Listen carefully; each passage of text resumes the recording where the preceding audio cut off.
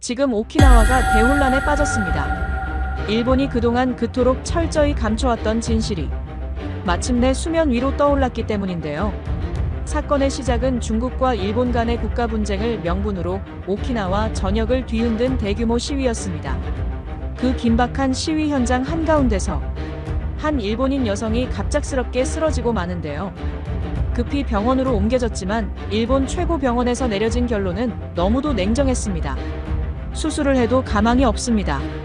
매몰찬 일본 의사의 차가운 거절 앞에서 아들은 병상에 매달린 채 그저 울부짖을 수밖에 없었습니다.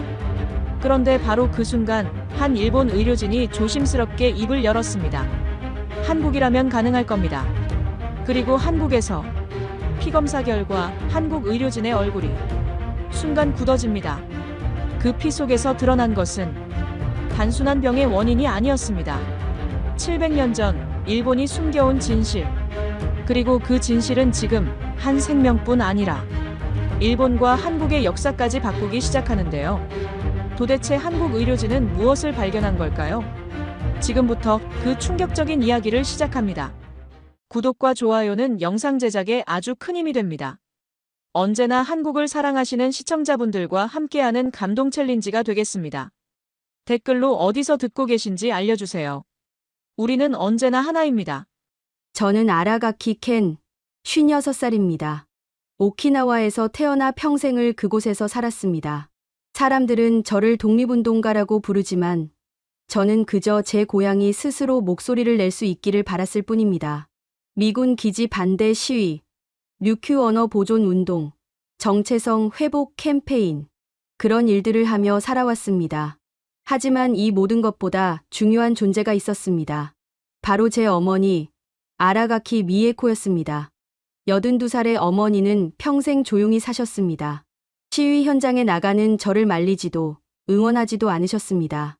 그저 매일 아침 밥을 지으시고 빨래를 널고 창가에 앉아 바다를 바라보셨습니다.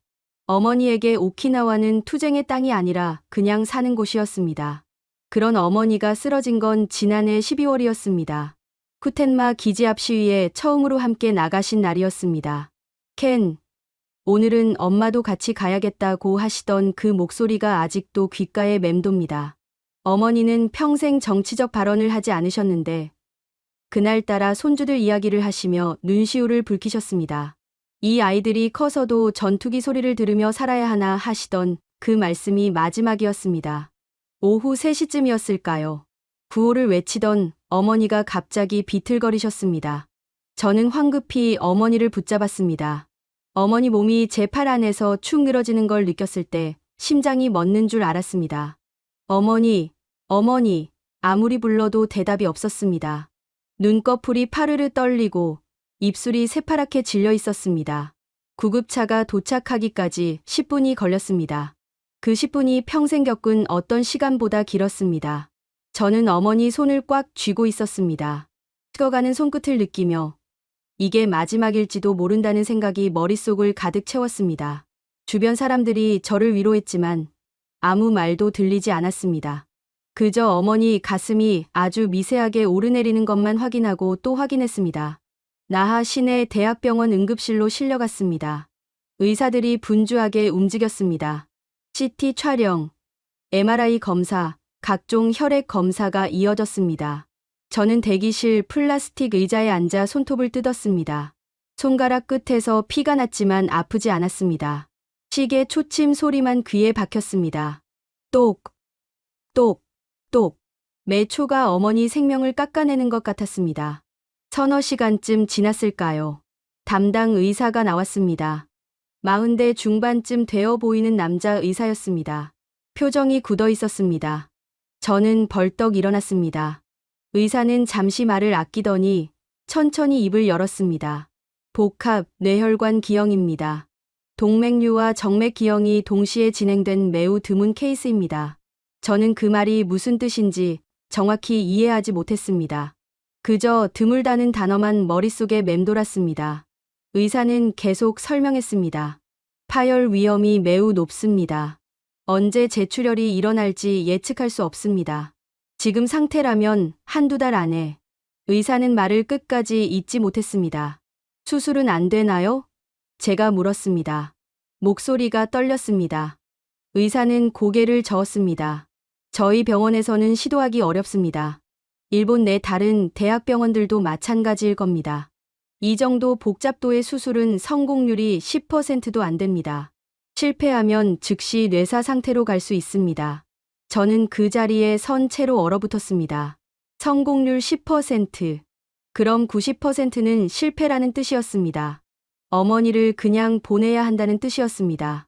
무릎에 힘이 풀렸습니다. 벽에 기대지 않았으면 그대로 주저앉았을 겁니다. 그때 의사가 조심스럽게 말했습니다. 한 가지 가능성이 있긴 합니다. 저는 고개를 번쩍 들었습니다. 한국입니다. 한국에 이런 유형의 수술을 성공시킨 교수가 있습니다. 세계 최초로 비슷한 케이스를 집도한 분이죠. 지금은 서울의 한 대학병원에 계십니다. 한국. 그 단어를 들었을 때 머릿속이 복잡해졌습니다. 저는 평생 일본과 오키나와의 관계에 대해 고민하며 살았습니다. 하지만 한국은 늘 먼 나라였습니다.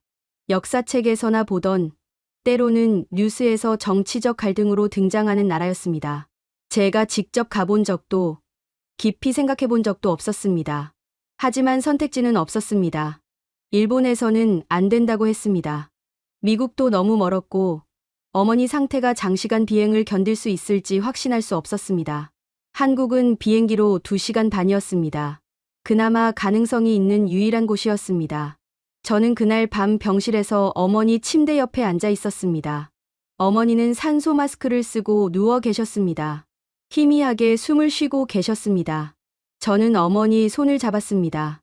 주름진 손등에 핏줄이 붉어져 있었습니다. 평생 빨래하고 설거지하고 밭일하시던 그 손이었습니다. 어머니, 한국 가야 할 것 같아요. 저는 작게 중얼거렸습니다. 어머니는 대답하지 않으셨습니다. 다만 손가락이 아주 미세하게 움직이는 것 같았습니다. 착각일 수도 있었습니다. 하지만 저는 그걸 허락으로 받아들였습니다. 다음 날 아침, 저는 병원 행정실로 달려갔습니다. 국제진료 의뢰서를 받아야 했습니다. 한국 병원과 연락을 취해야 했습니다. 비자 문제, 보험 문제, 이송 수단 문제. 해결해야 할 게 산더미였습니다. 하지만 저는 하나하나 해나갔습니다. 어머니를 살려야 한다는 생각밖에 없었습니다. 일주일이 걸렸습니다. 서울의 병원에서 긍정적인 답변이 왔습니다. 환자 상태를 직접 확인해 봐야 하지만 검토는 가능합니다. 그 한 문장이 희망이었습니다. 저는 항공권을 예매했습니다. 의료 전용 항공편이었습니다. 비용은 엄청났지만 따질 여유가 없었습니다.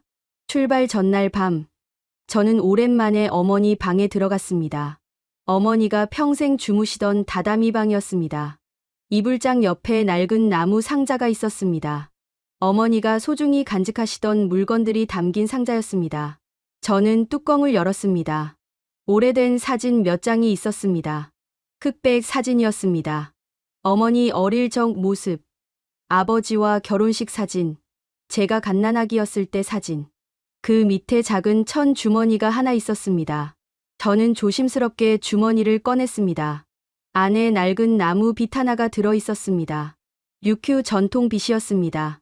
어머니는 어릴 적 할머니에게서 받았다고 하셨습니다. 그 할머니도 또 그 위 할머니에게서 받았다고요. 우리 핏줄이 어디서 왔는지는 모르지만 이 빗만큼은 계속 이어져 왔다고 하시던 말씀이 떠올랐습니다. 저는 그 빗을 가방에 넣었습니다. 어머니께 돌려드려야겠다고 생각했습니다. 한국에서 깨어나시면요. 인천공항에 도착한 건 이른 아침이었습니다. 하늘은 흐렸고 바람은 차갑게 불었습니다. 저는 의료 스트레처에 실린 어머니 옆을 따라 걸었습니다.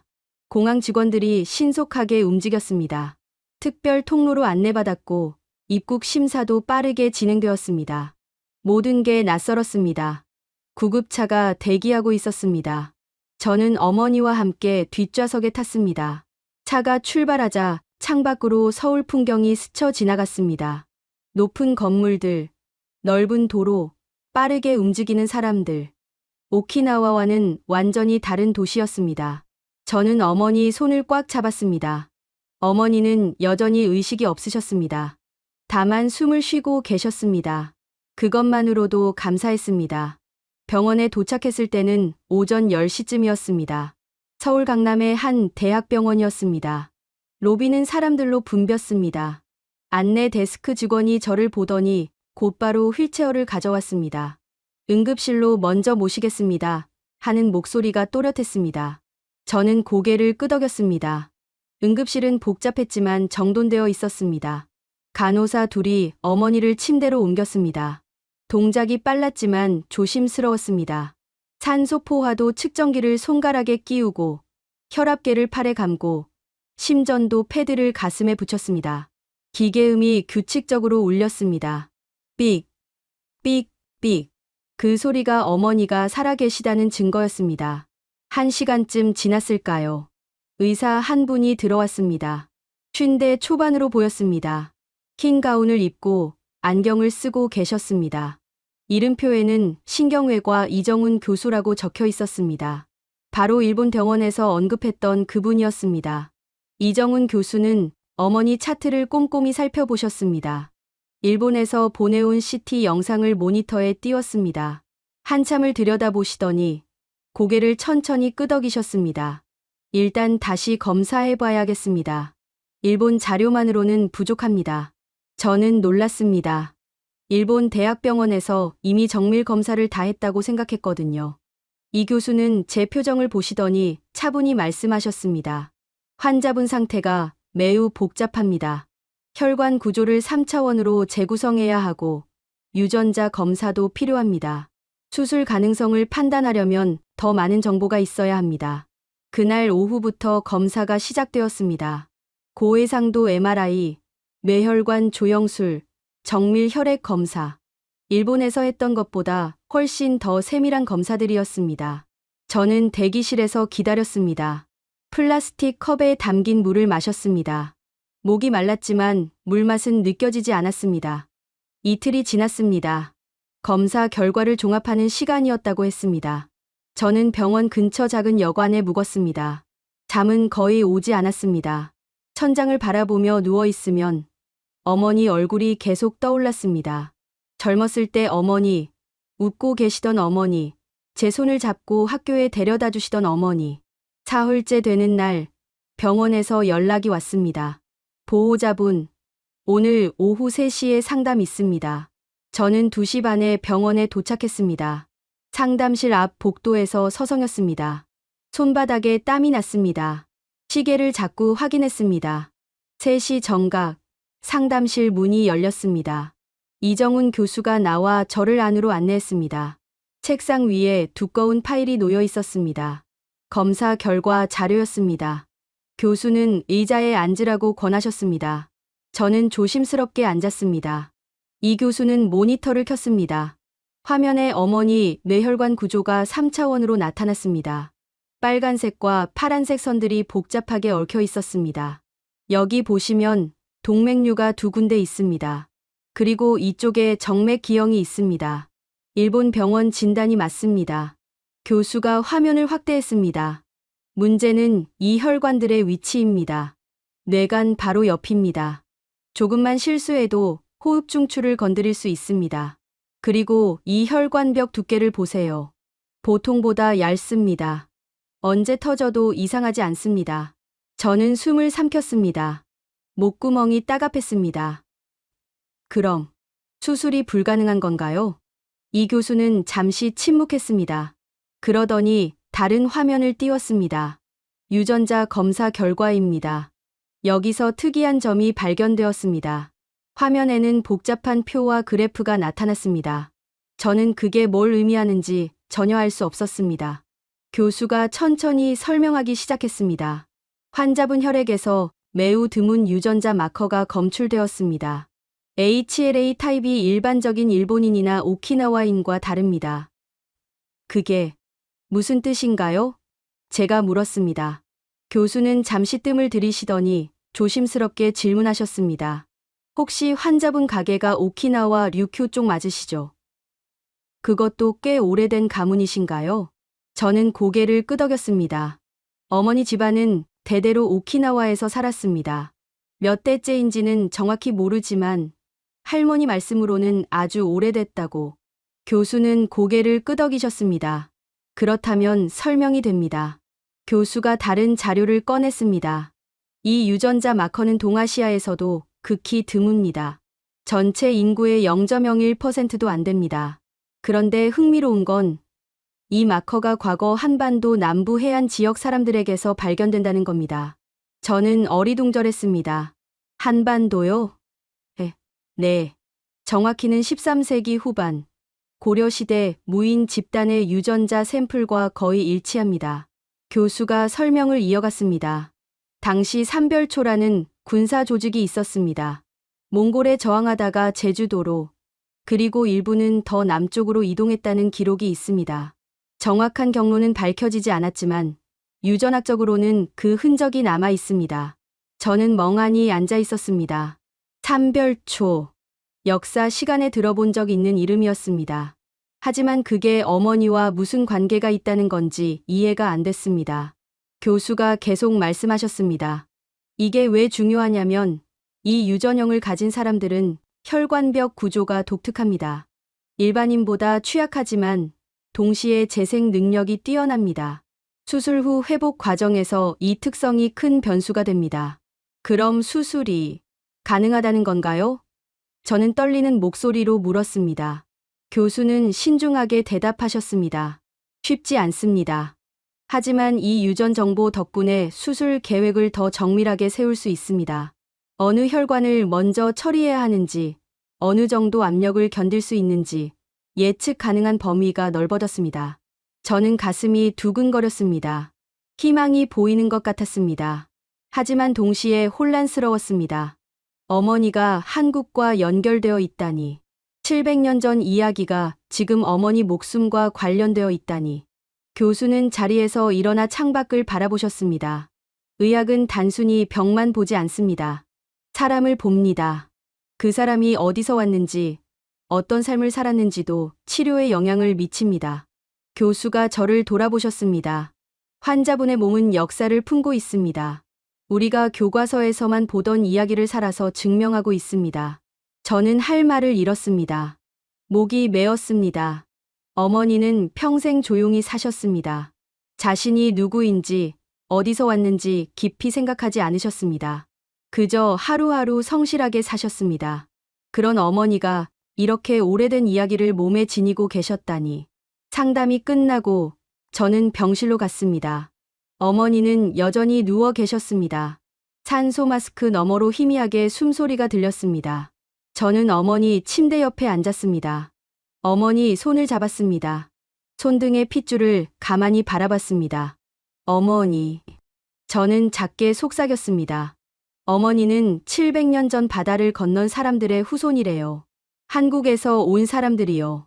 어머니 몸속에 그 피가 흐르고 있대요. 어머니는 대답하지 않으셨습니다. 다만 손가락이 아주 미세하게 떨렸습니다. 제가 느낀 건지 착각인지 알 수 없었습니다. 하지만 저는 믿고 싶었습니다.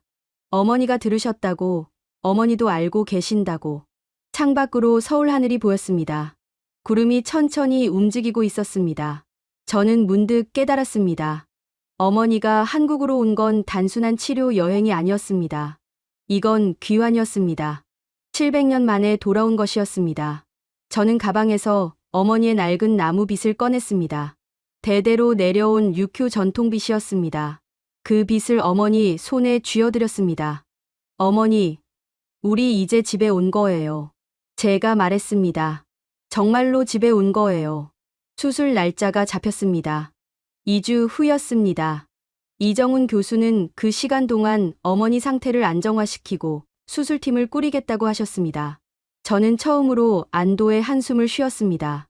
희망이 보였습니다. 어머니를 살릴 수 있을 것 같았습니다.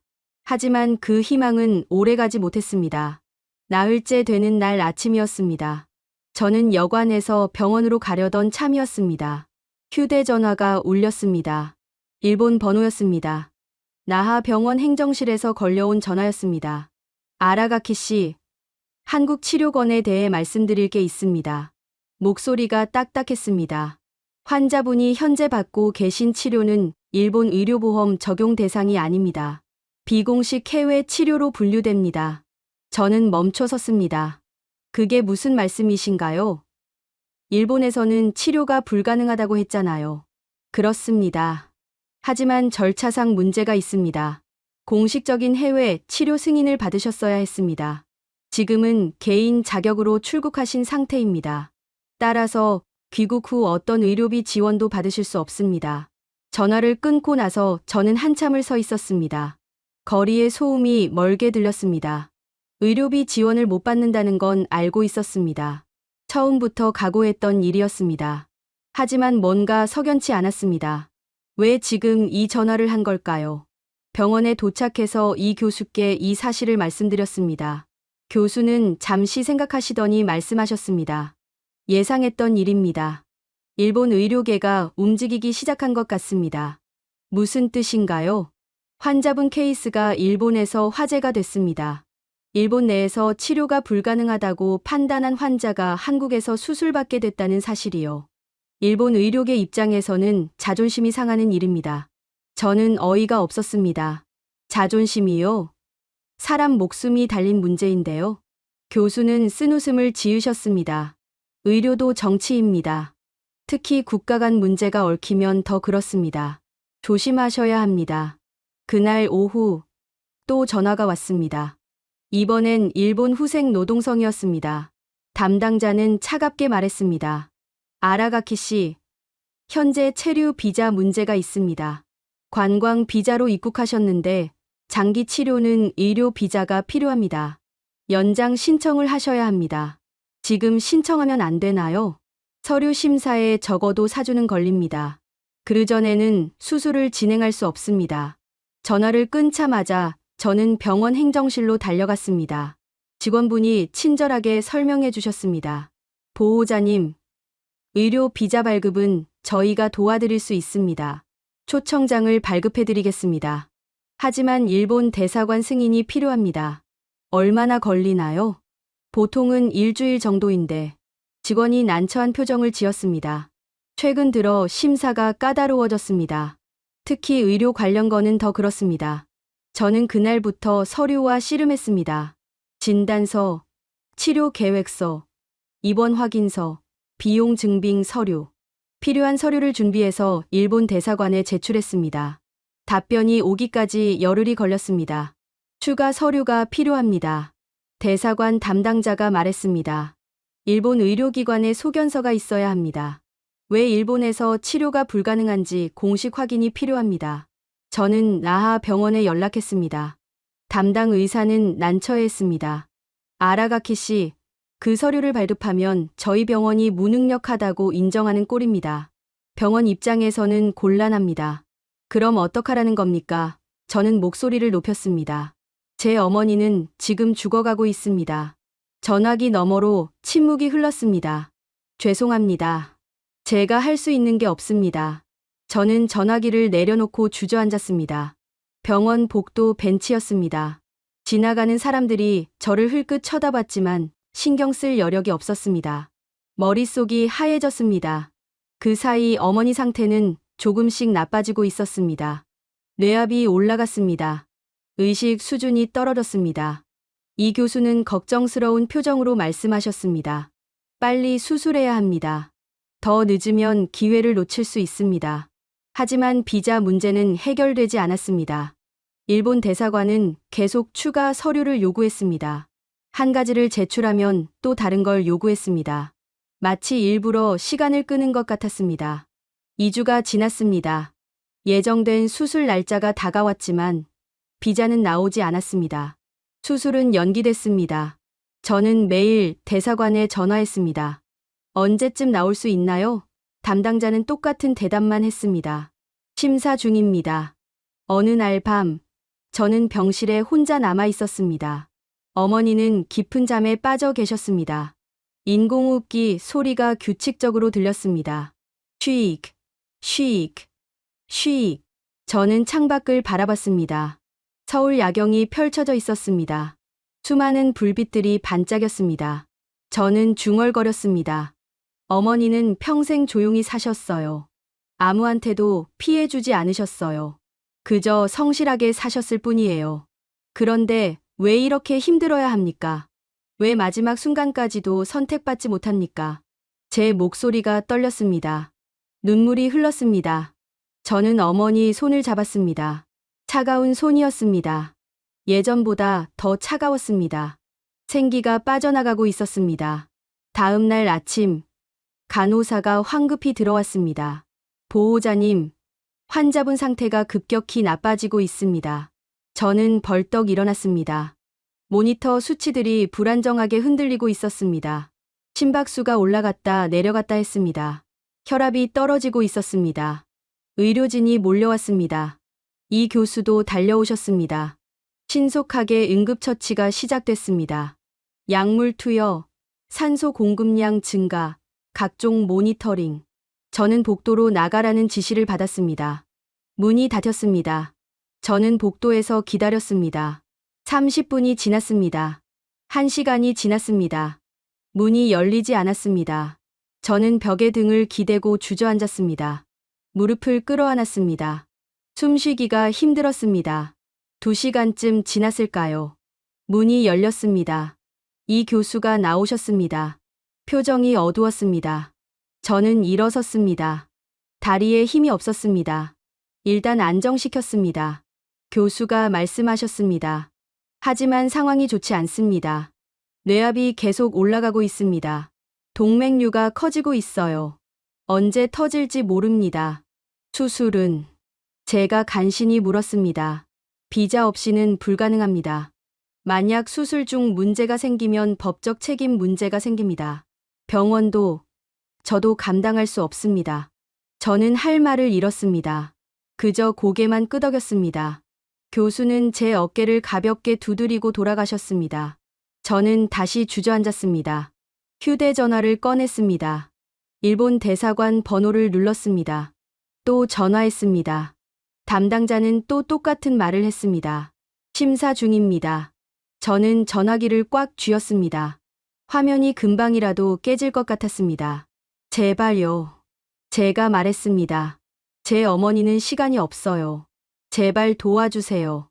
담당자는 잠시 침묵하더니 말했습니다. 아라가키 씨, 절차는 절차입니다. 이해해 주시기 바랍니다. 그리고 전화를 끊었습니다. 저는 복도 바닥에 주저앉아 울었습니다. 소리 내어 울었습니다. 지나가는 사람들이 저를 쳐다봤습니다. 하지만 상관없었습니다. 저는 무너지고 있었습니다. 어머니는 병실 안에서 죽어가고 있었습니다. 치료 방법은 있었습니다. 의사도 준비되어 있었습니다. 하지만 보이지 않는 손이 모든 걸 막고 있었습니다. 서류, 절차, 체면, 자존심. 그런 것들이 한 사람의 목숨보다 중요한 세상이었습니다. 저는 그날 밤 병실로 돌아가지 못했습니다. 병원 밖 벤치에 앉아 있었습니다. 찬바람이 불었습니다. 하늘엔 별이 보이지 않았습니다. 도시의 불빛 때문이었습니다. 저는 하늘을 올려다봤습니다. 아무것도 보이지 않는 어두운 하늘이었습니다. 사흘이 더 지났습니다. 어머니 상태는 더욱 악화되었습니다. 의식은 거의 돌아오지 않았고 자발 호흡도 약해졌습니다. 기계가 어머니를 살리고 있었습니다. 저는 매일 병실과 복도를 오갔습니다. 먹지도 자지도 못했습니다. 몸무게가 빠졌습니다. 거울을 보면 낯선 사람이 서 있었습니다. 그날도 저는 병실 의자에 앉아 있었습니다. 어머니 손을 잡고 있었습니다. 손은 점점 더 차가워졌습니다. 살아있는 사람의 손 같지 않았습니다. 저는 어머니 손등을 쓰다듬었습니다. 주름진 피부가 손가락 끝에 느껴졌습니다. 문이 열렸습니다. 이정훈 교수가 들어오셨습니다. 옆에 젊은 의사 한 분이 함께였습니다. 이 교수가 소개하셨습니다. 이쪽은 김유진 교수입니다. 유전학 전문가십니다. 김유진 교수는 30대 후반쯤 되어 보였습니다. 안경을 쓰고 계셨고 손에 태블릿을 들고 계셨습니다. 저에게 가볍게 고개를 숙이며 인사하셨습니다. 이 교수가 말씀하셨습니다. 유진 교수님이 환자분 유전자를 더 깊이 분석했습니다. 중요한 결과가 나왔습니다. 김 교수가 태블릿을 켰습니다. 화면에 복잡한 유전자 지도가 나타났습니다. 보호자님, 지난번 검사에서 환자분의 HLA 타입이 특이하다고 말씀드렸죠. 이번에 전체 게놈 시퀀싱을 진행했습니다. 결과가 놀랍습니다. 김 교수가 화면을 확대했습니다. 환자분의 미토콘드리아 DNA를 분석했더니 2300년대 한반도 남부 해안 지역 인구 집단과 98% 일치합니다. 이건 거의 직계 후손 수준입니다. 저는 멍하니 화면을 바라봤습니다. 김 교수가 계속 설명했습니다. 특히 주목할 건 이 부분입니다. 교수가 특정 구간을 가리켰습니다. 이 유전자 변이는 1273년 이후 기록에서 사라진 집단의 특징입니다. 바로 고려 삼별초입니다. 삼별초. 그 이름을 또 들었습니다. 이 교수가 처음 언급했을 때도 놀라웠지만 지금은 더 구체적이었습니다. 김 교수는 다른 자료를 띄웠습니다. 삼별초는 1270년대 몽골에 저항하다가 진도, 제주도로 이동했습니다. 공식 기록으로는 1273년 제주도에서 전멸했다고 되어 있죠. 하지만 김 교수가 말을 이었습니다. 최근 연구에 따르면 일부가 살아남았을 가능성이 있습니다. 제주도 함락 직전 배를 타고 더 남쪽으로 도망쳤다는 겁니다. UQ 제도가 가장 가까운 피난처였을 겁니다. 이 교수가 덧붙이셨습니다. 환자분의 유전자는 바로 그 사람들의 흔적입니다. 700년 전 한반도를 떠난 사람들의 후손이라는 증거입니다. 저는 숨이 막혔습니다. 700년. 상상할 수 없는 시간이었습니다. 그 긴 세월 동안 어머니 혈통이 이어져 왔다는 것이, 그리고 그 혈통이 지금 이 순간 어머니 생명을 좌우한다는 것이. 김 교수가 다시 화면을 바꿨습니다. 이게 왜 중요하냐면 수술 전략과 직접 관련이 있기 때문입니다. 새로운 그래프가 나타났습니다. 이 유전형을 가진 사람들은 혈관 내피세포 재생 능력이 특이합니다. 일반인보다 20% 빠릅니다. 하지만 초기 염증 반응은 30% 강합니다. 이 교수가 설명을 이어받으셨습니다. 다시 말해, 수술 직후 출혈 위험은 높지만 일단 안정되면 회복 속도가 빠릅니다. 이걸 알면 수술 중 약물 용량을 조절할 수 있습니다. 성공률을 높일 수 있다는 겁니다. 저는 천천히 이해하기 시작했습니다. 어머니의 유전자가 단순히 과거를 보여주는 게 아니었습니다. 미래를 바꿀 수 있는 정보였습니다. 어머니를 살릴 수 있는 단서였습니다. 김 교수가 조심스럽게 말했습니다. 보호자님, 환자분의 몸은 우리가 교과서에서만 보던 역사를 살아서 품고 있습니다. 삼별초는 역사책에서 사라졌지만 그들의 생명은 계속 이어져 왔습니다. 환자분을 통해서요. 저는 어머니를 바라봤습니다. 인공호흡기를 끼고 누워 계신 어머니, 주름진 얼굴, 희끗한 머리카락, 마른 손. 평범해 보이는 82살 노인이었습니다. 하지만 그 몸속에는 700년의 시간이 흐르고 있었습니다. 저는 중얼거렸습니다. 그럼 어머니는 한국으로 돌아온 거네요. 정말로. 이 교수가 고개를 끄덕이셨습니다. 그렇습니다. 우연이 아니었습니다. 환자분이 여기 온 건 필연이었습니다. 김 교수가 태블릿을 내려놓으며 말했습니다. 역사는 과거의 기록만이 아닙니다. 우리 몸속에 살아 숨쉬는 현재입니다. 환자분은 그걸 증명하고 계십니다. 저는 눈물이 났습니다. 참으려 했지만 참을 수 없었습니다. 눈물이 뺨을 타고 흘러내렸습니다. 어머니는 평생 자신이 누구인지 모르고 사셨습니다. 오키나와 사람도 아니고 일본 사람도 아니고 그 어디에도 속하지 못한 사람이라고 생각하셨습니다. 하지만 어머니에게는 뿌리가 있었습니다. 700년 전 바다를 건넌 사람들의 뿌리가 있었습니다. 죽음을 무릅쓰고 살아남으려 했던 사람들의 피가 흐르고 있었습니다. 그 피가 지금도 어머니 몸속에서 뛰고 있었습니다. 이 교수가 제 어깨에 손을 얹으셨습니다. 포기하지 마십시오. 우리가 환자분을 살릴 방법을 찾고 있습니다. 하지만 비자가, 제가 말했습니다. 그건 우리가 해결하겠습니다. 이 교수가 단호하게 말씀하셨습니다. 환자분은 단순한 외국인 환자가 아닙니다. 이건 인도적 문제입니다. 우리 병원 차원에서 움직이겠습니다. 그날 오후 병원 국제진료센터에서 연락이 왔습니다. 보호자님, 병원에서 외교부에 공식 요청서를 제출했습니다. 긴급 의료 비자 발급을 요청했습니다. 환자분 상황을 상세히 설명했고 지체될 경우 생명이 위독하다는 의료진 소견도 첨부했습니다. 저는 가슴이 뛰었습니다. 얼마나 걸릴까요? 빠르면 사흘, 늦어도 일주일 안에 답변이 올 겁니다. 병원이 나서면 속도가 다릅니다. 전화를 끊고 저는 한참을 멍하니 서 있었습니다. 처음으로 희망이 보였습니다. 진짜 희망이었습니다. 혼자서는 할 수 없었던 일을 병원이 나서서 해주고 있었습니다. 저는 병실로 돌아갔습니다. 어머니는 여전히 같은 자세로 누워 계셨습니다. 저는 어머니 옆에 앉았습니다. 손을 잡았습니다. 조금 전보다 덜 차가운 것 같았습니다. 착각일 수도 있었습니다. 하지만 저는 믿고 싶었습니다. 어머니. 제가 속삭였습니다. 어머니는 700년 전 이곳에서 온 사람들의 후손이에요. 그 사람들은 죽음을 무릅쓰고 바다를 건넜어요. 살기 위해서요. 어머니 몸속에 그 사람들의 의지가 남아있어요. 그러니까 어머니도 살아야 해요. 꼭 살아야 해요. 모니터에서 심장 박동 소리가 들렸습니다. 삑, 삑, 삑. 규칙적인 소리였습니다. 700년 전부터 이어져 온 심장이 지금도 뛰고 있었습니다. 저는 그 소리를 들으며 기도했습니다. 신을 믿지 않았지만 그날은 기도했습니다.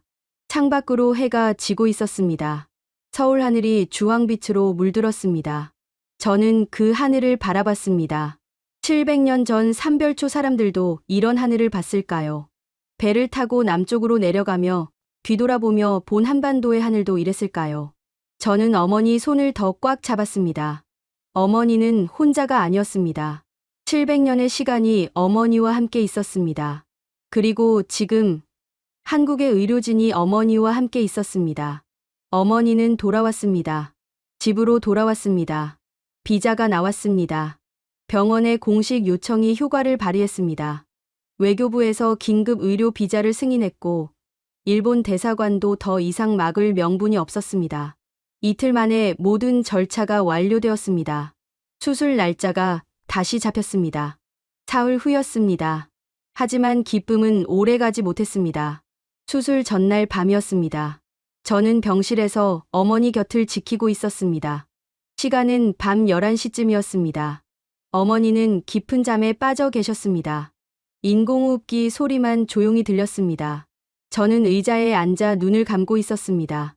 잠들지는 않았습니다. 그냥 쉬고 있었습니다. 갑자기 경보음이 울렸습니다. 삑삑삑삑. 날카로운 소리였습니다. 저는 벌떡 일어났습니다. 모니터를 봤습니다. 심박수가 급격히 올라가고 있었습니다. 110, 120, 130. 혈압도 떨어지고 있었습니다. 어머니, 저는 어머니를 불렀습니다. 어머니는 반응이 없었습니다. 얼굴이 창백했습니다. 식은땀이 이마에 맺혀 있었습니다. 저는 복도로 뛰어나갔습니다. 간호사님, 간호사님, 목청껏 소리쳤습니다. 당직 간호사가 달려왔습니다. 병실 안을 보더니 곧바로 비상벨을 눌렀습니다. 순식간에 의료진이 몰려왔습니다. 당직 의사, 간호사 셋, 응급 카트. 모두가 분주하게 움직였습니다. 보호자님, 밖으로 나가주세요. 간호사가 제 팔을 잡았습니다. 저는 억지로 끌려 나왔습니다. 문이 닫혔습니다. 복도에서 저는 벽에 기댔습니다. 다리에 힘이 없었습니다. 가슴이 두근거렸습니다. 귀에서 윙 소리가 났습니다. 숨쉬기가 힘들었습니다. 10분쯤 지났을까요? 이정훈 교수가 달려왔습니다. 집에서 급히 나오신 것 같았습니다. 평상복 차림이었습니다. 교수는 병실로 들어가셨습니다. 문이 다시 닫혔습니다. 저는 복도를 왔다 갔다 했습니다. 멈춰 서지 못했습니다. 계속 걸어야 했습니다. 안 그러면 무너질 것 같았습니다. 시계를 봤습니다. 자정이 지나고 있었습니다. 30분이 더 지났습니다. 문이 열렸습니다. 이 교수가 나오셨습니다. 표정이 심각했습니다. 저는 달려갔습니다. 어머니가 어떻게 됐어요? 교수는 잠시 말을 아끼셨습니다. 그러더니 천천히 입을 여셨습니다. 쇼크 증상입니다. 뇌압이 급격히 올라갔어요. 동맥류가 더 부풀어 올랐습니다. 지금 상태라면. 교수가 말을 끝내지 못했습니다. 저는 알았습니다. 무슨 말인지 알았습니다. 오늘 밤을 넘기기 어렵다는 뜻이었습니다. 수술은 안 되나요? 지금 당장요? 제가 물었습니다. 목소리가 떨렸습니다. 지금 수술하면 사망 확률이 90%입니다. 환자분 몸이 견딜 수 없어요. 일단 안정시켜야 합니다. 안정이 안 되면요? 교수는 대답하지 않았습니다. 침묵이 답이었습니다. 저는 주저앉았습니다. 바닥에 그대로 주저앉았습니다. 무릎이 시멘트 바닥에 닿았지만 아프지 않았습니다. 들어가 보시겠습니까? 교수가 조용히 물었습니다. 저는 고개를 끄덕였습니다. 일어설 힘이 없었습니다. 간호사가 저를 부축해서 일으켰습니다. 비틀거리며 병실로 들어갔습니다.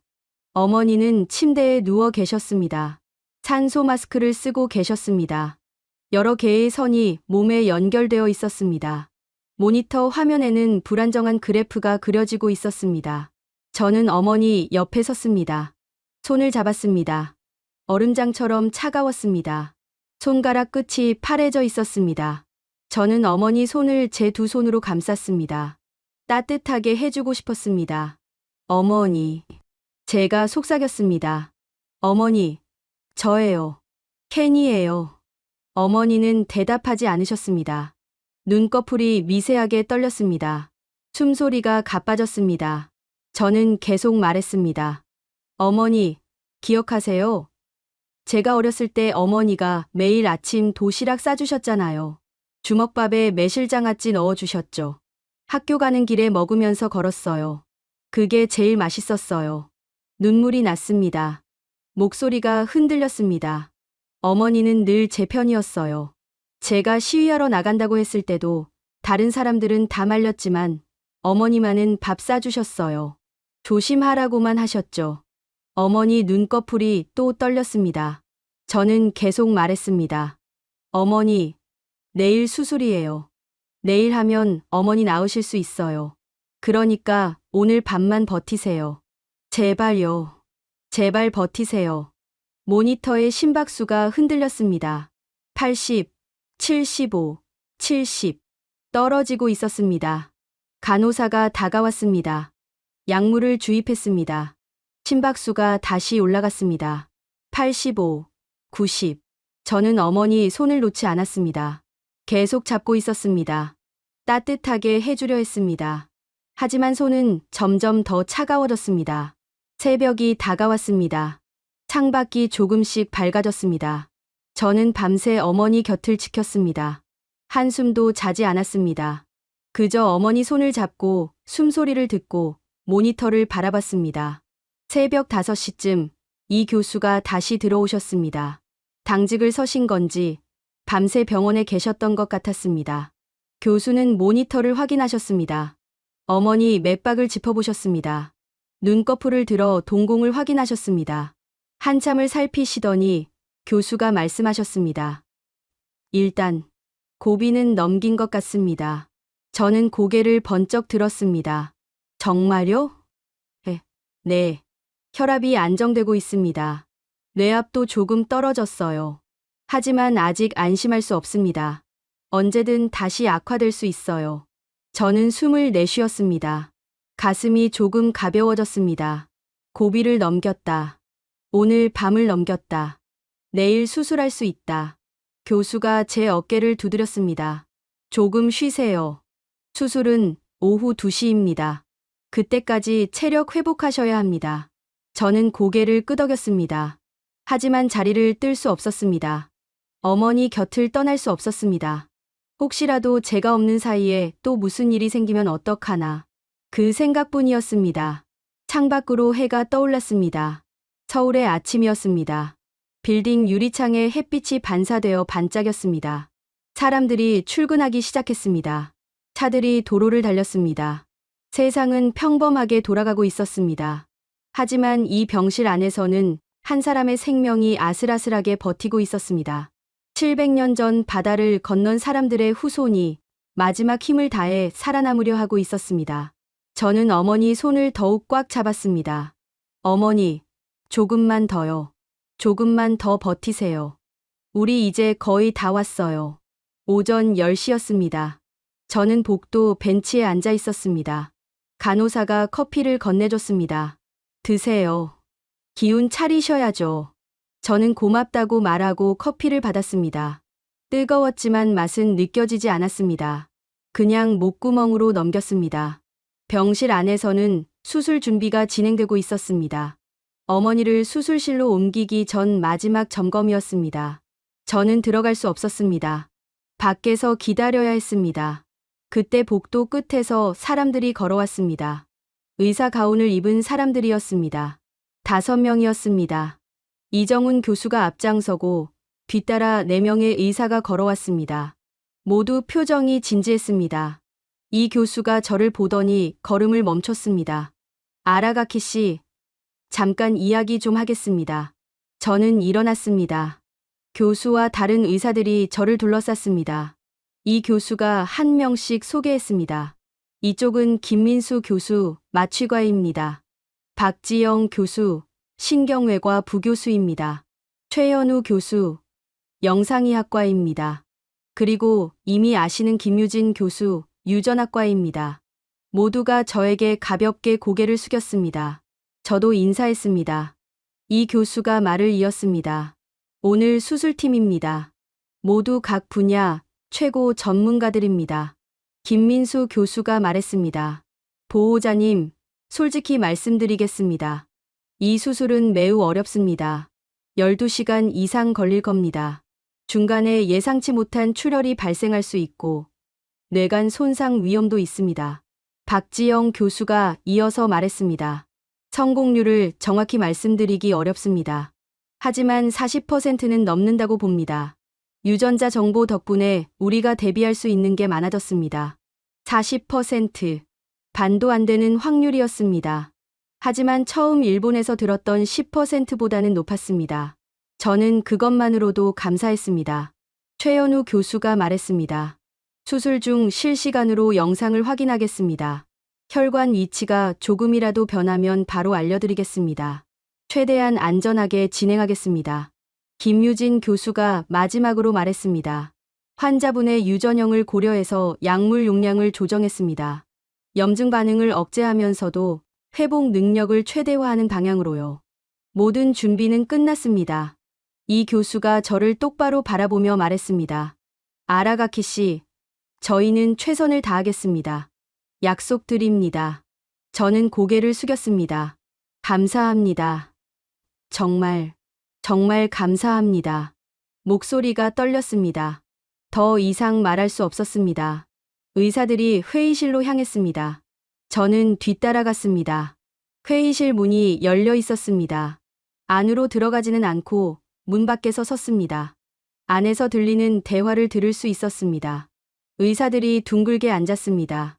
가운데 테이블에 어머니 뇌 영상이 펼쳐져 있었습니다.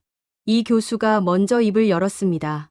자, 다들 알다시피 이 수술은 쉽지 않습니다. 하지만 우리가 하지 않으면 이분은 일주일을 못 넘깁니다. 교수의 목소리가 단호했습니다. 김민수 교수가 말했습니다. 저는 솔직히 걱정됩니다. 환자분 나이도 있고 전신 상태도 좋지 않습니다. 마취 유지가 어려울 수 있어요. 박지영 교수가 고개를 끄덕였습니다. 저도 그렇습니다. 뇌관 바로 옆이라 조금만 실수해도 돌이킬 수 없습니다. 손이 조금이라도 떨리면 안 됩니다. 침묵이 흘렀습니다. 무거운 침묵이었습니다. 저는 문 밖에서 숨을 죽이고 서 있었습니다. 그때 김유진 교수가 조용히 말했습니다. 선생님들, 제가 한 가지 말씀드려도 될까요? 모두가 김 교수를 바라봤습니다. 김 교수가 천천히 말을 이었습니다. 이분은 평생 타국에서 2등 시민으로 살아오셨습니다. 일본에서도 온전히 받아들여지지 못했고 오키나와에서도 완전한 주민이 아니었습니다. 그 시간의 무게를 생각하면 김 교수가 잠시 말을 멈췄습니다. 그러더니 다시 입을 열었습니다. 700년 전 이분의 조상들도 그랬을 겁니다. 고려에서 쫓겨나고 제주도에서도 살아남지 못하고 결국 낯선 땅으로 떠나야 했던 사람들.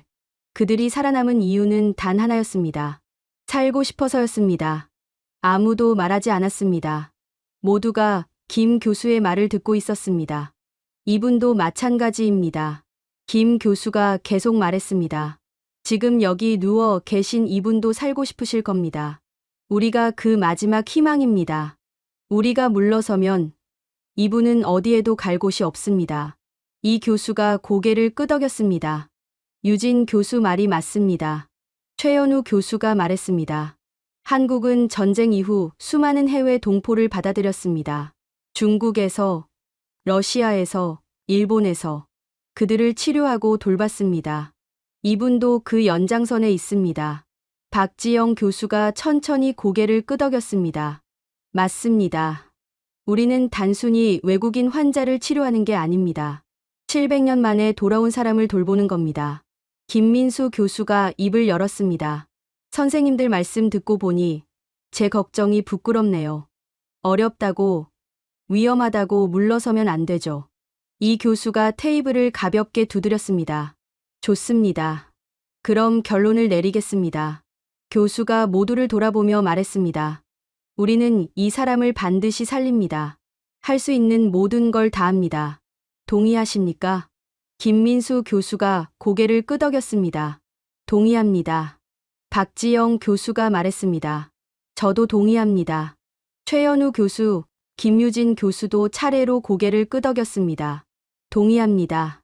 이 교수가 일어섰습니다. 좋습니다. 그럼 시작합시다. 의사들이 모두 일어났습니다. 회의실을 나왔습니다.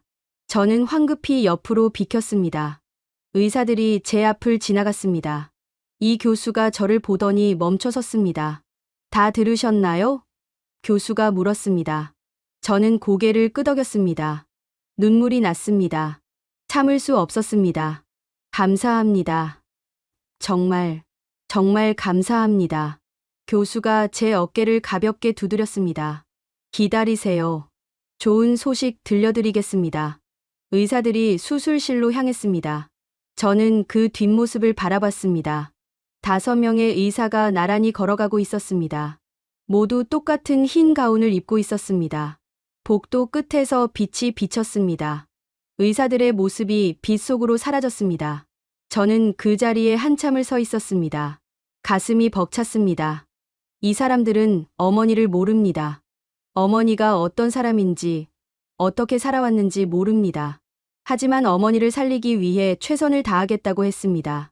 국적도 다르고, 언어도 다르고, 살아온 세상도 다릅니다. 하지만 이 사람들은 어머니를 포기하지 않았습니다. 생명을 살리는 것, 그것만이 중요하다고 했습니다. 저는 천천히 대기실로 걸어갔습니다. 긴 복도였습니다.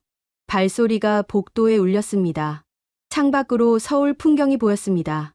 높은 빌딩들, 바쁜 거리, 움직이는 사람들. 700년 전 이곳을 떠난 사람들은 다시 돌아오지 못했습니다. 그들의 자손들은 낯선 땅에서 대대로 살았습니다. 하지만 오늘 그 후손 중 한 사람이 돌아왔습니다. 그리고 이곳 사람들이 그를 받아들였습니다. 저는 대기실 의자에 앉았습니다. 긴 기다림이 시작됐습니다. 12시간. 어쩌면 더 길 수도 있었습니다. 하지만 저는 기다릴 수 있었습니다. 희망이 있었으니까요. 오후 2시 정각, 수술실 불이 켜졌습니다. 저는 수술실 앞 대기실에 앉아 있었습니다. 수술실 위쪽에 빨간 불이 들어왔습니다. 수술 중이라는 표시였습니다. 저는 그 불을 바라봤습니다. 눈을 떼지 못했습니다. 시간이 천천히 흘렀습니다. 2시 30분, 3시 30분. 저는 시계만 바라봤습니다. 초침이 움직였습니다. 똑, 똑, 똑. 매 초가 영원처럼 느껴졌습니다. 4시쯤 되었을까요? 대기실 문이 열렸습니다. 간호사가 들어왔습니다. 보호자님, 수술 경과 전해드립니다. 현재 마취 완료했고 집도 시작했습니다. 환자분 활력 징후는 안정적입니다. 저는 고개를 끄덕였습니다. 감사합니다. 간호사가 나갔습니다. 저는 다시 혼자 남았습니다. 5시, 6시, 7시. 해가 지기 시작했습니다. 창밖이 어두워졌습니다. 대기실 형광등이 켜졌습니다. 하얀 빛이 눈부셨습니다. 저는 눈을 감았습니다. 하지만 잠들지 않았습니다. 잠들 수 없었습니다. 8시쯤 간호사가 또 왔습니다. 보호자님, 수술 진행 중입니다.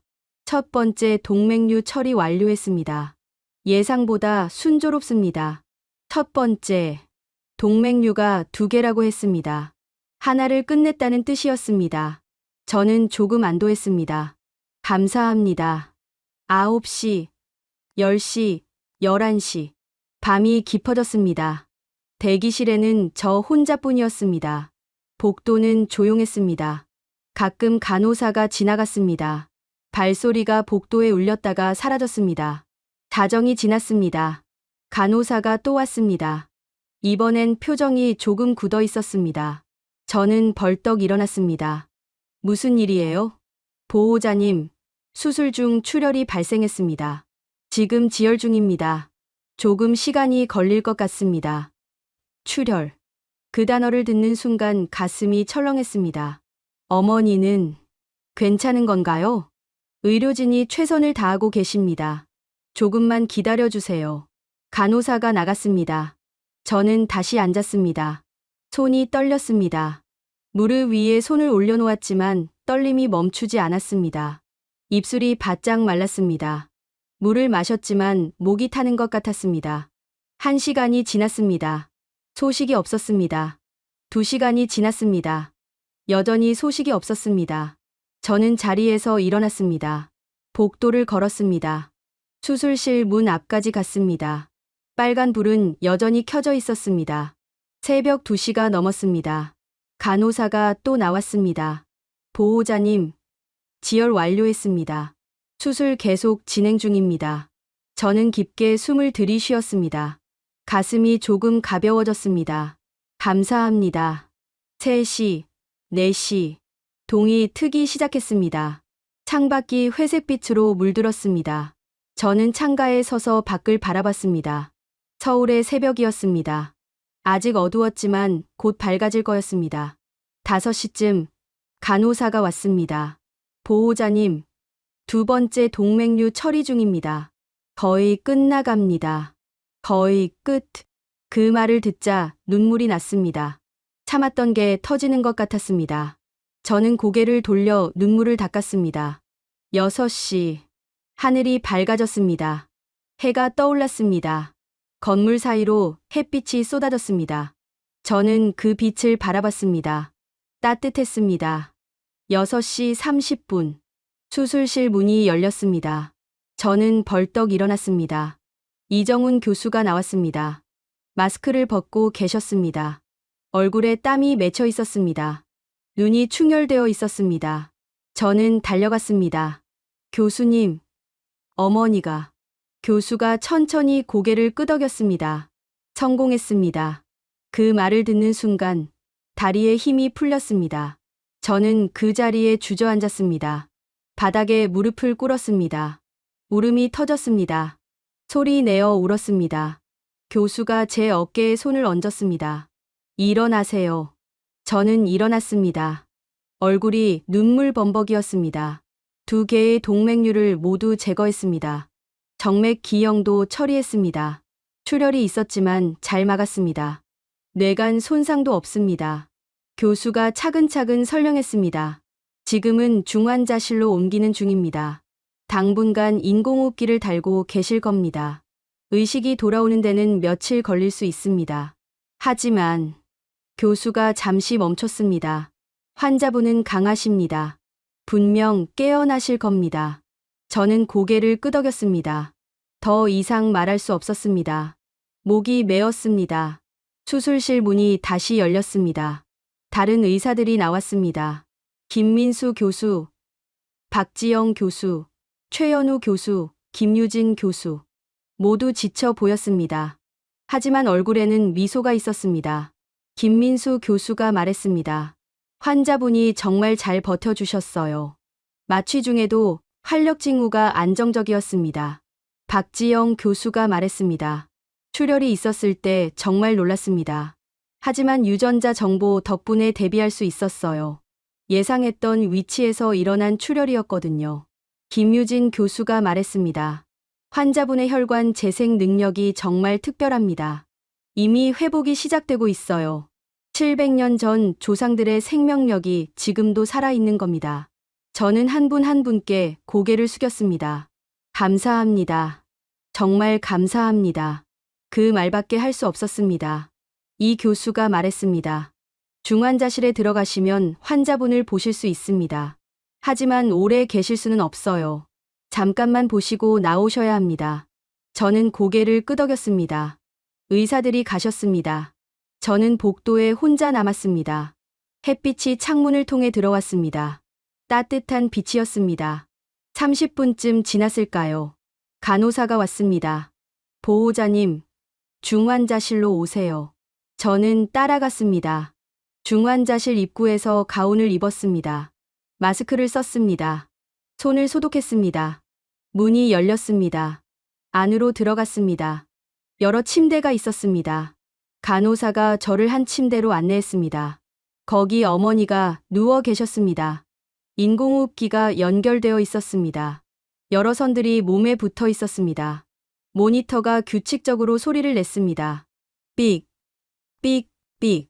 저는 어머니 곁으로 다가갔습니다. 손을 잡았습니다. 여전히 차가웠지만 어젯밤보다는 따뜻했습니다. 손가락에 힘이 조금 있는 것 같았습니다. 어머니. 제가 속삭였습니다. 수술 잘 끝났어요. 이제 괜찮아요. 어머니는 대답하지 않으셨습니다. 하지만 가슴이 규칙적으로 오르내렸습니다. 숨을 쉬고 계셨습니다. 살아 계셨습니다. 저는 어머니 손을 이마에 갖다 댔습니다. 눈을 감았습니다. 감사합니다. 어머니. 살아주셔서 감사합니다. 간호사가 조용히 말했습니다. 보호자님, 이제 나가셔야 해요.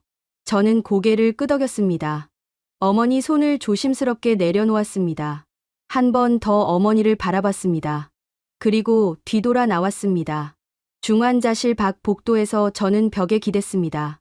온몸에 힘이 빠졌습니다. 며칠간 버텨온 긴장이 한꺼번에 풀렸습니다. 저는 천천히 바닥에 주저앉았습니다. 울지는 않았습니다. 그냥 앉아 있었습니다. 햇빛이 복도를 비추고 있었습니다. 창밖에서 새소리가 들렸습니다. 세상은 계속 돌아가고 있었습니다. 그리고 어머니는 살아 계셨습니다. 700년 전 바다를 건넌 사람들은 살고 싶었습니다. 죽음을 무릅쓰고 낯선 바다로 나아갔습니다. 그들의 의지가 대대로 이어져 왔습니다. 그리고 오늘 그 의지가 또 한 번 승리했습니다. 저는 하늘을 올려다봤습니다. 창문 너머로 푸른 하늘이 보였습니다. 구름 한 점 없는 맑은 하늘이었습니다. 감사합니다. 제가 중얼거렸습니다. 정말 감사합니다. 사흘이 지났습니다. 어머니는 여전히 중환자실에 계셨습니다. 의식은 돌아오지 않았지만 상태는 조금씩 좋아지고 있었습니다. 자발 호흡이 조금씩 돌아오고 있었고 뇌압도 안정되었습니다. 이정훈 교수는 좋은 신호라고 말씀하셨습니다. 저는 매일 면회 시간에 중환자실에 들어갔습니다. 하루에 2번, 한 번에 10분씩만 허락되었습니다. 저는 그 짧은 시간 동안 어머니 손을 잡고 말을 걸었습니다. 어머니, 오늘 날씨가 좋아요. 하늘이 정말 맑아요. 어머니는 대답하지 않으셨지만 저는 계속 말했습니다. 나흘째 되는 날 아침이었습니다. 저는 여관에서 병원으로 가는 길이었습니다. 휴대전화가 울렸습니다. 병원 번호였습니다. 심장이 쿵 내려앉았습니다. 무슨 일이 생긴 건 아닐까. 손이 떨렸습니다. 여보세요? 제가 받았습니다. 보호자님, 중환자실입니다. 간호사 목소리였습니다. 환자분이 눈을 뜨셨습니다. 저는 그 자리에 멈춰섰습니다. 정말요? 네. 지금 막 깨어나셨어요. 빨리 오세요. 저는 뛰었습니다. 병원까지 300m쯤 남아 있었습니다. 숨이 찼지만 멈추지 않았습니다. 로비를 지나 엘리베이터를 탔습니다. 중환자실 층 버튼을 눌렀습니다. 엘리베이터가 올라갔습니다. 너무 느린 것 같았습니다. 문이 열렸습니다. 저는 뛰어나갔습니다. 중환자실 입구에서 가운을 입었습니다. 손을 소독했습니다. 서둘러 안으로 들어갔습니다. 어머니 침대로 갔습니다. 어머니는 눈을 뜨고 계셨습니다. 희미하게 떠 있었지만 분명히 눈을 뜨고 계셨습니다. 저는 어머니 곁으로 다가갔습니다. 어머니. 제가 불렀습니다. 어머니가 천천히 고개를 돌렸습니다. 저를 보았습니다. 눈동자가 초점을 맞췄습니다. 어머니가 입술을 움직였습니다. 소리는 나지 않았지만 제 이름을 부르는 것 같았습니다. 저는 어머니 손을 잡았습니다. 네, 어머니. 저예요. 켄이에요. 어머니 눈에서 눈물이 흘렀습니다. 볼을 타고 천천히 흘러내렸습니다. 저도 울었습니다. 참을 수 없었습니다. 간호사가 다가왔습니다. 보호자님, 환자분이 아직 약하십니다. 너무 오래 계시면 안 돼요. 저는 고개를 끄덕였습니다. 알겠습니다. 하지만 손은 놓지 않았습니다. 어머니가 힘겹게 입을 열었습니다. 여기가. 목소리가 거의 들리지 않았습니다. 여기가. 한국인가요? 저는 고개를 끄덕였습니다. 네, 어머니. 여기 한국이에요. 서울이에요. 어머니가 천천히 고개를 끄덕였습니다. 그리고 다시 눈물을 흘렸습니다. 집에 왔구나. 그 말을 듣는 순간 제 가슴이 터질 것 같았습니다. 어머니도 알고 계셨습니다. 여기가 어머니의 뿌리였다는 걸. 700년 만에 돌아온 곳이라는 걸. 일주일이 더 지났습니다. 어머니는 중환자실에서 일반 병실로 옮겨졌습니다. 인공호흡기도 떼었습니다. 말씀도 할 수 있게 되셨습니다. 목소리는 약했지만 또렷했습니다. 이정훈 교수가 매일 회진을 오셨습니다. 어머니 상태를 확인하시고 회복 경과를 설명해 주셨습니다. 아주 잘 회복되고 계십니다. 예상보다 훨씬 빠릅니다. 어느 날 오후 교수가 회진을 마치고 나가시려는데 어머니가 교수를 불렀습니다. 선생님. 교수가 돌아보셨습니다. 네. 환자분. 어머니가 침대에서 몸을 일으키려 하셨습니다. 저는 황급히 어머니를 부축했습니다. 어머니는 교수를 향해 깊이 고개를 숙이셨습니다. 살려주셔서가 아니라 어머니가 말씀하셨습니다. 인간으로 대해주셔서 감사합니다. 교수는 잠시 놀란 표정이셨습니다. 그러더니 천천히 미소 지으셨습니다. 당연한 일을 했을 뿐입니다. 환자분은 손님이 아니라 가족입니다. 가족. 그 단어가 병실에 울렸습니다. 어머니는 다시 눈물을 흘리셨습니다. 저도 울었습니다. 2주가 더 지났습니다. 어머니는 걸을 수 있게 되셨습니다. 처음에는 휠체어를 타셨지만 곧 보행기를 잡고 걸으셨습니다. 그리고 며칠 후에는 보행기 없이도 걸으셨습니다. 천천히, 조심스럽게, 하지만 분명히 걸으셨습니다. 퇴원 날짜가 잡혔습니다. 1달 반 만이었습니다. 의료진도 놀라워했습니다. 이 정도 빠른 회복은 드뭅니다. 김유진 교수가 말씀하셨습니다. 역시 유전자가 증명하는군요. 환자분의 생명력은 특별합니다. 퇴원하는 날 병실에는 여러 의료진이 찾아왔습니다. 이정훈 교수, 김민수 교수, 박지영 교수, 최연우 교수, 김유진 교수, 그리고 간호사 여러분도 오셨습니다. 어머니는 한 분 한 분께 인사하셨습니다. 손을 잡으며 감사하다고 말씀하셨습니다. 의료진 중 몇 분은 눈시울을 붉혔습니다. 이 교수가 마지막으로 말씀하셨습니다. 환자분, 건강하세요. 그리고 또 오세요. 여기는 환자분의 집이기도 하니까요. 어머니는 고개를 깊이 숙이셨습니다. 감사합니다. 정말, 정말 감사합니다. 병원 로비까지 내려왔습니다. 출구가 보였습니다. 햇빛이 쏟아져 들어오고 있었습니다. 저는 어머니를 부축하며 천천히 걸었습니다. 문 앞에서 어머니가 멈춰 섰습니다. 뒤를 돌아보셨습니다.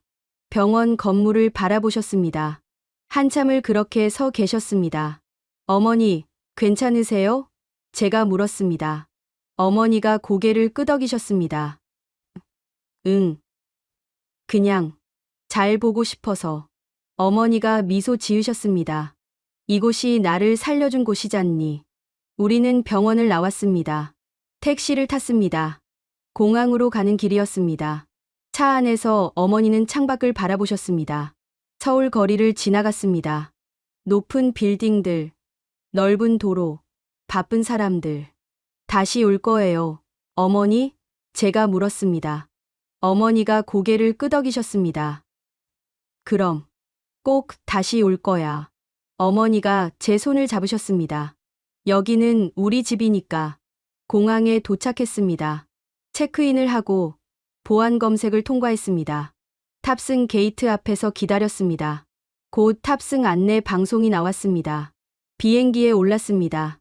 자리에 앉았습니다. 창가 자리였습니다. 어머니는 창밖을 바라보셨습니다. 비행기가 움직이기 시작했습니다. 활주로를 달렸습니다. 그리고 떠올랐습니다. 서울이 작아졌습니다. 건물들이 점처럼 보였습니다. 한강이 가늘게 흘렀습니다. 산들이 초록빛으로 펼쳐졌습니다. 어머니는 그 풍경을 한참 바라보셨습니다.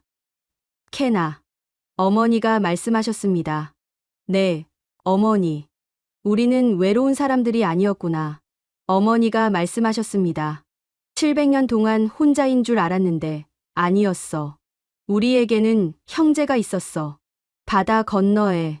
저는 어머니 손을 꽉 잡았습니다. 맞아요, 어머니. 우리는 혼자가 아니에요. 어머니가 미소 지으셨습니다. 편안한 미소였습니다. 오랜만에 보는 어머니의 평화로운 얼굴이었습니다. 비행기는 구름 위로 올라갔습니다. 푸른 하늘이 펼쳐졌습니다. 저는 창밖을 바라보며 생각했습니다.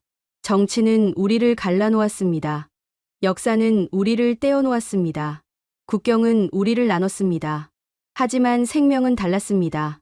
생명은 국적을 묻지 않았습니다. 어디서 왔는지, 무슨 말을 하는지, 어떤 신을 믿는지 묻지 않았습니다. 그저 살리는 것.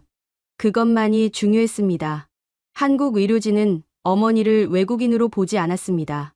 700년 만에 돌아온 가족으로 봤습니다. 그래서 최선을 다했습니다. 포기하지 않았습니다. 끝까지 싸웠습니다.